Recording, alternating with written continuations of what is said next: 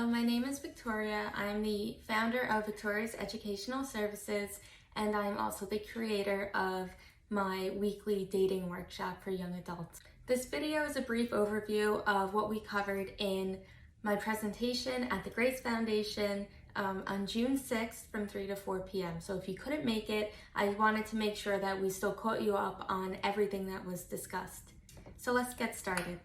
So I just want to give you a little overview of myself, my qualifications, and how the dating workshop came about.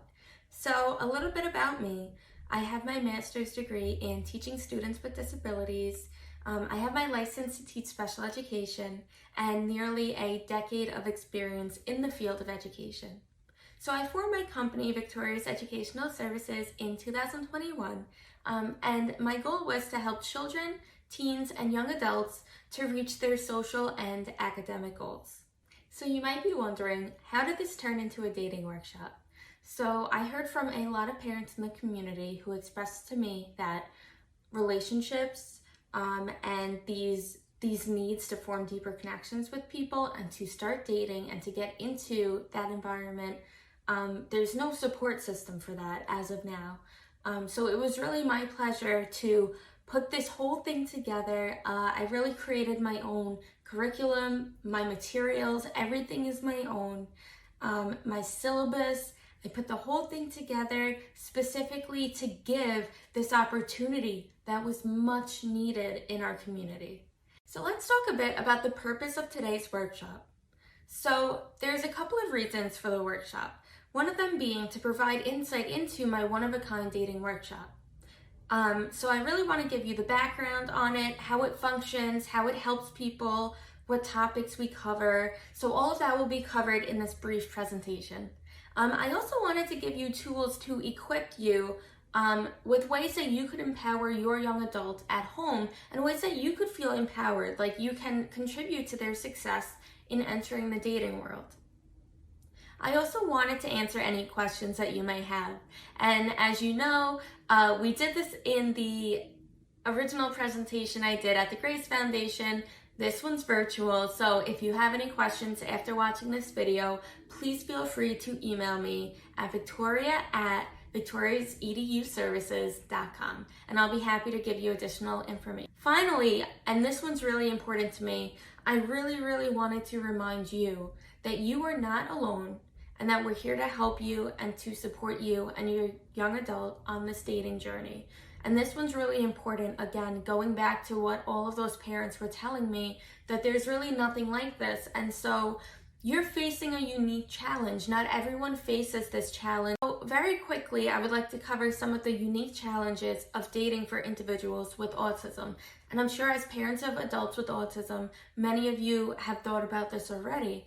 But some things that stuck out to me as potential barriers for dating with autism were, that they might have a higher sensitivity to sensory stimuli. There's also some potential difficulty with understanding social nuances. This is a big one, and this is really my area of expertise within the dating workshop, is really helping to guide the people in my workshop to understand the social nuances.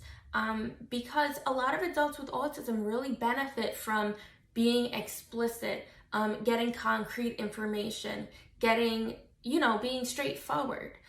So they might struggle with navigating those social nuances, even flirting, right? That's very abstract.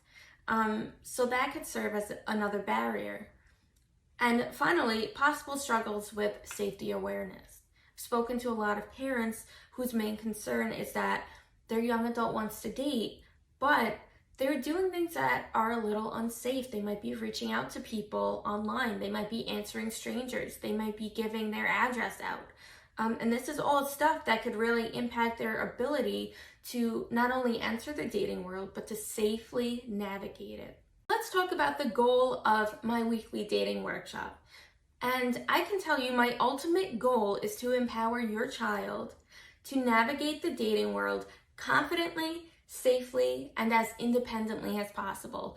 And this part's very important because we all know that independence can look different depending on your child, right? So one person's top level of independence might look different from another person's level of possible independence, and that's okay.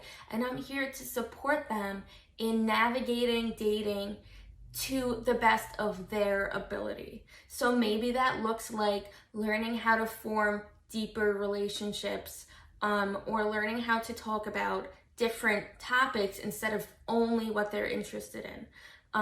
But for other people, it might look like learning how to ask someone out. It might look like how to handle rejection. What if you like someone and they don't like you back? So there's all these different levels.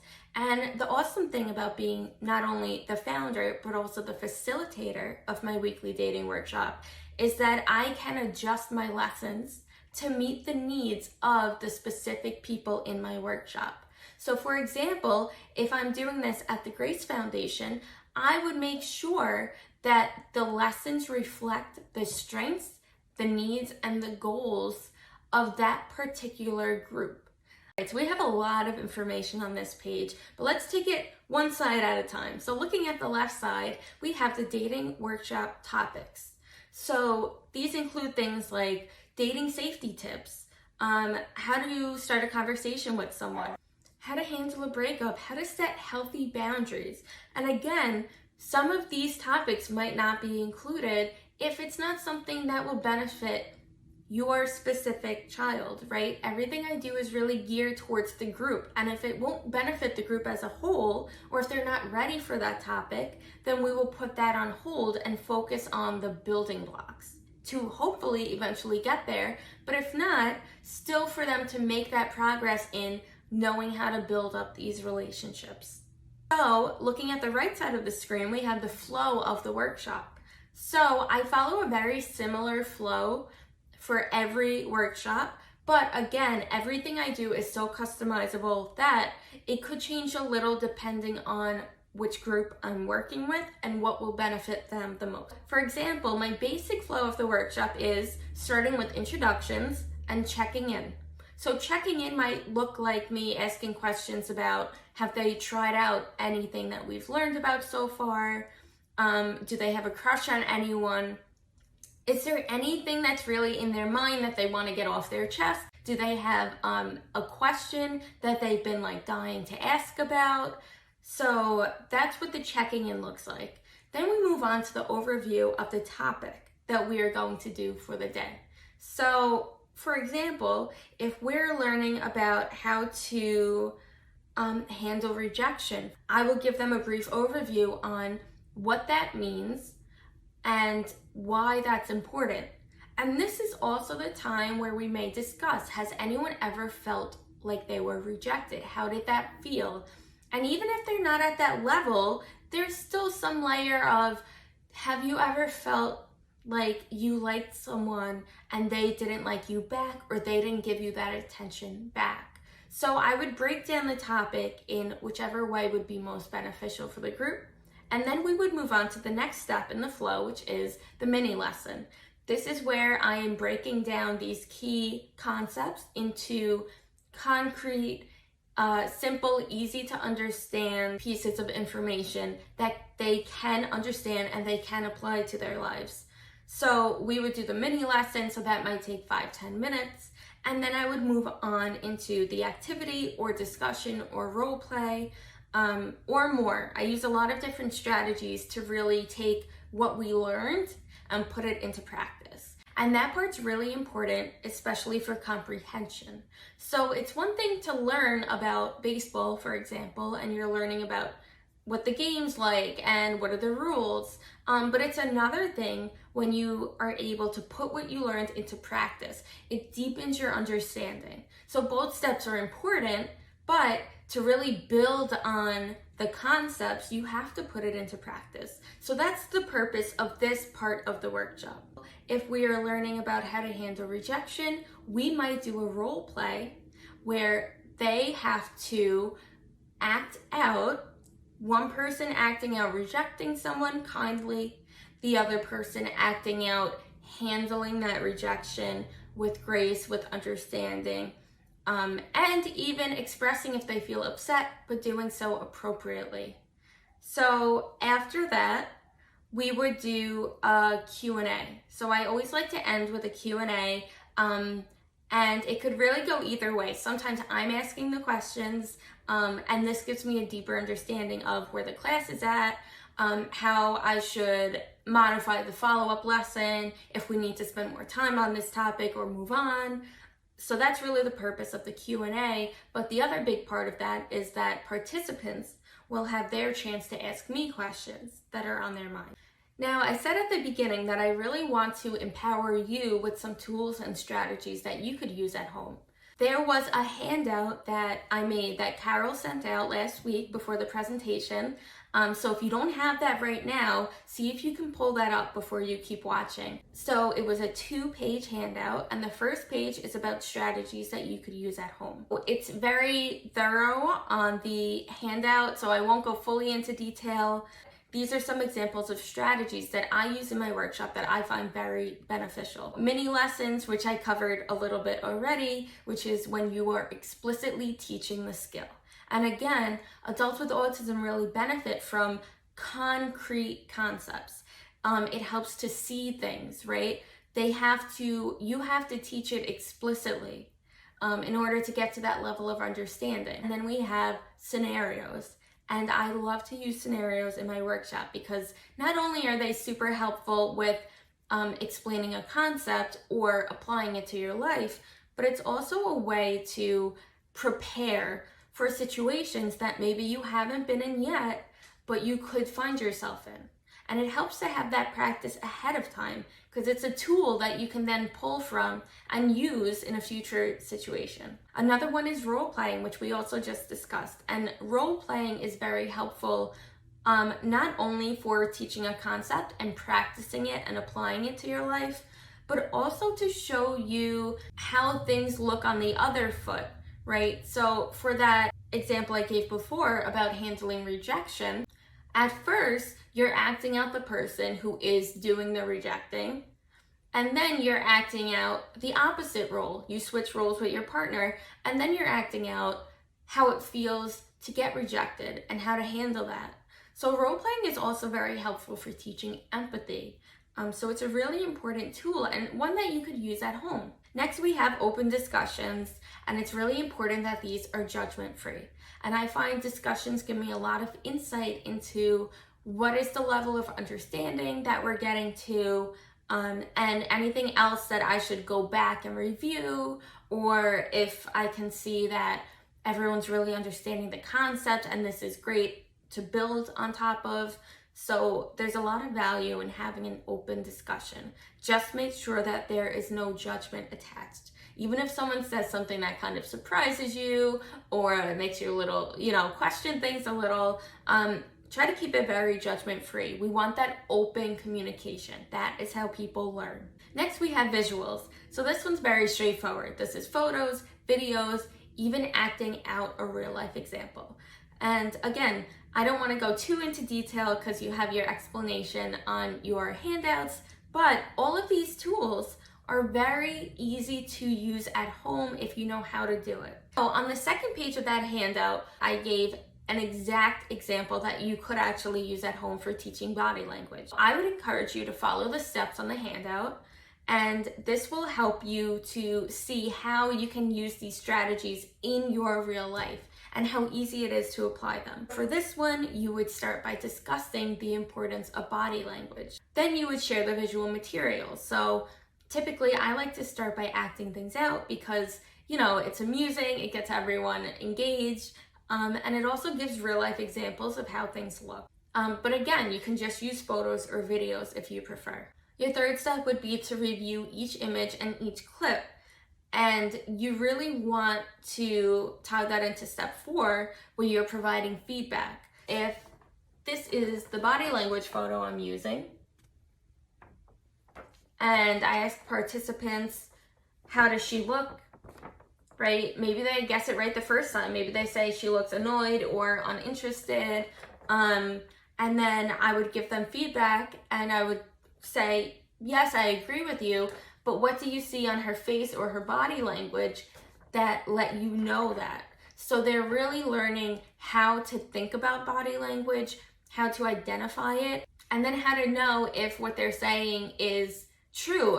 Can they back it up with additional information? And you want to do that, a handful of times. You want to keep going. If they need more help with certain expressions of body language, then you can kind of start pulling up more examples of that. You can act it out yourself, make it easier to understand. After you do all of that, you want to get to step 5, which is when you're practicing recognition in real life. You could do this in a fun way where maybe you're watching a movie or a TV show, and while it's on, you notice a kind of obvious body language, and you want to ask your child, how do they feel? How can you tell? What are they doing? What's their body language like? What's their facial expression like, right? So you can really use this in real life. So very quickly, I'd like to talk about a success story. And this is really what this is all about. This is what we're working towards. So I'll start with the general success stories, and then I'll move into a specific example. So we have a lot of great results that we see from the attendees of my dating workshop. So these include an increased self-esteem, a success in asking someone out on a date, find conversations easier to initiate and maintain, because we do a lot of practice with starting conversations. What do you say? How do you start the conversation? How do you approach someone in an appropriate way? And then we also find that people are happier and more fulfilled in this new stage of relationships. Because again, dating is so important to self-esteem and confidence that once some of our participants can actually see that they are improving, that they now have these tools that they never had before, their eyes are kind of being opened, and they're seeing, wow, I can really do this. And so they're feeling happier. They're exploring a new type of relationship, and that's really awesome. And everyone should have the opportunity for that if it's something that they can do. And finally, we find that confidence has skyrocketed. So we have a lot of people who come in kind of head down, a little uncomfortable, not really sure of themselves. And through all of the work that we do within my workshop, I really focus on building up that confidence. We want to take it from here to here, right? And one way to really build up confidence is to give people tools and knowledge and just show them how to do things. Because if you have no idea how to do something and you try to do it, you're not going to feel too confident. But think about if it's something that someone has taught you and you've been able to practice in a safe space before trying it on your own. Odds are that you would feel much more confident in that situation. And that's something I really focus on a lot in my workshop. Moving on to a specific success story, we have Nick, who you can see in the photo. He attended my dating workshop really since the first session that we had. So he's been in the workshop since last summer, and he has showed so much growth. I am so proud of Nick. So when he came in, he was such a sweetheart, so polite, right? Just a great guy, a nice person. But I could tell he was a little lacking in that confidence area, which is really common for a lot of young adults. So he was lacking in that confidence area, and he was very engaged in the lessons. So I would see him taking it all in. I would see him paying attention. He's listening. When we would do a role play, he was fully invested in it. And he had such great results. His confidence now is way higher. And he actually had a chance in January of this year. I hosted my first special speed dating event for young adults with developmental disabilities. And Nick was able to attend, and he put those skills that he learned to use. And I do want to mention, even before the speed dating, Nick's mom was giving me some updates and telling me that he was talking to more people at his gym. He was starting conversations with people. And I think just his demeanor, he just came across more confident. He knew what he was doing. All he was waiting for was to get those tools. And that's what we were able to give him. And now he's doing it on his own. So again, going back to that speed dating event, he got several friendship matches, because we had friendship matches and we had romantic matches. But Nick got in touch with one of his friendship matches, and they've been talking for a while. They were texting, they were on social media together. Nick asked her to hang out, and they went and they ate at Applebee's. And I just thought that was the best thing, right? Like, this is awesome to see someone go from not being too sure of themselves to setting up plans with a girl, right? That he's interested in getting to know better. Like, that's amazing. These are the results that we're looking for.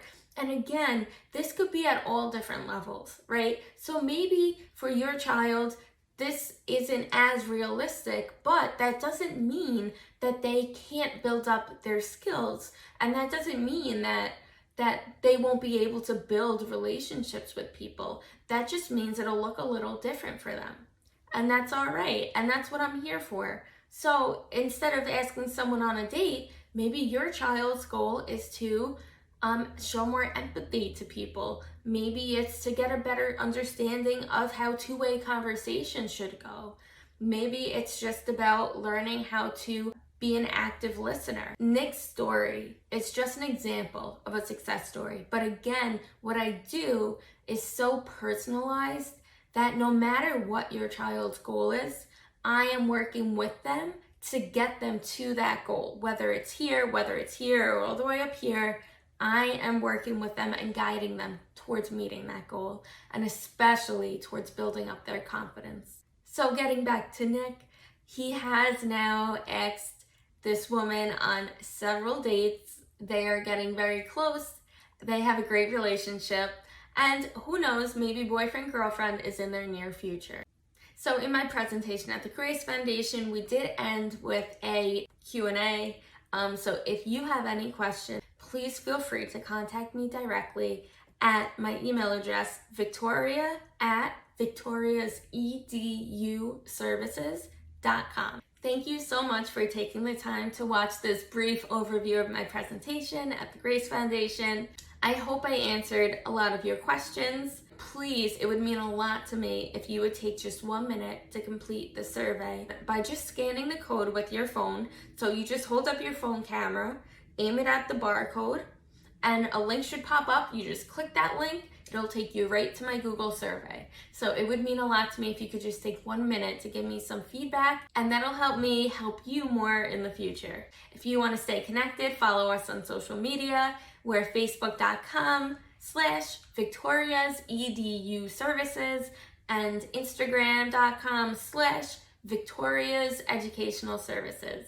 So follow us if you want to stay up to date on any of our special speed dating events, any other special events we have, and all of our classes. I also provide a lot of tips, so if you want to stay in the loop and have some advice, please follow us on social media. Thank you so much, and I hope to hear from you soon.